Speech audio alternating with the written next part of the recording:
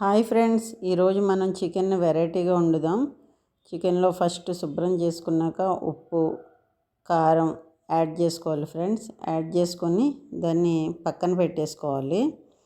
పక్కన పెట్టేసుకున్నాక ఈ మసాలా చూడండి ఫ్రెండ్స్, అల్లం వెల్లుల్లిపాయ, నెక్స్ట్ బాదం జీడిపప్పు, ఎండు కొబ్బరి, చెక్క మొగ్గ, లవంగాలు, నల్ల నువ్వులు, జీలకర్ర, ధనియాలు, కొంచెం మెంతులు.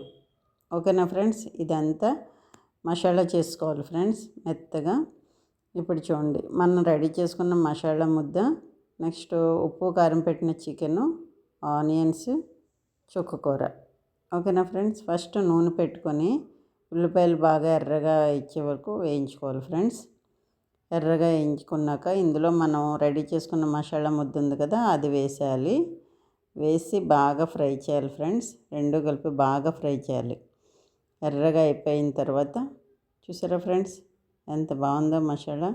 ఇది బాగా ఫ్రై చేసుకోవాలి. ఇదంతా ఎర్రగా ఫ్రై అయిపోవాలి. ఫ్రై అయిపోయాక ఇందులో మనం ఉప్పు కారం పెట్టుకున్న చికెన్ ఉంది కదండి, అది యాడ్ చేసుకోవాలి. యాడ్ చేసుకొని మొత్తం ఫ్రై అయిపోయాక ఇప్పుడు ఇందులో మనం బాగా ఉడికిపోవాలి.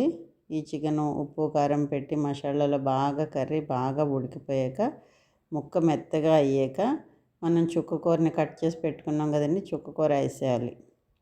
చుక్కకూర వేసాక కొంచెం కలపాలి. ఈ చుక్కకూర ఏంటంటే అస్సలు కనిపించదు, ఇంకా ఉడికిందంటే అందులో పేస్ట్లా కలిసిపోద్ది కర్రీలో. పుల్లగా చాలా బాగుంటుంది ఫ్రెండ్స్ కర్రీ. ఇప్పుడు చూసారా ఎక్కడ కనిపించట్లేదు, నీట్గా ఫ్రై అయిపోయింది, ఉడికిపోయింది, మొత్తం చికెన్లో ఉడికిపోయింది. చూసారా చుక్కకూర. అంతే ఫ్రెండ్స్, చాలా బాగుంటుంది చికెన్. ఒక్కసారి ట్రై చేయండి. పిల్లలు ఆకుకూర తిన్ను అన్న పిల్లలకు కూడా మనం ఇలా పెట్టేస్తే సరిపోద్ది. చుక్కకూర చికెను చాలా సూపర్ అంటే సూపర్ టేస్ట్. ఒక్కసారి ట్రై చేయండి ఫ్రెండ్స్, చాలా బాగుంటుంది. నేను చాలాసార్లు చేశాను, ఈరోజు వీడియో కోసం చేశాను. చాలా బాగుంటుంది, సూపర్ టేస్ట్. ఓకేనా ఫ్రెండ్స్, ట్రై చేయండి.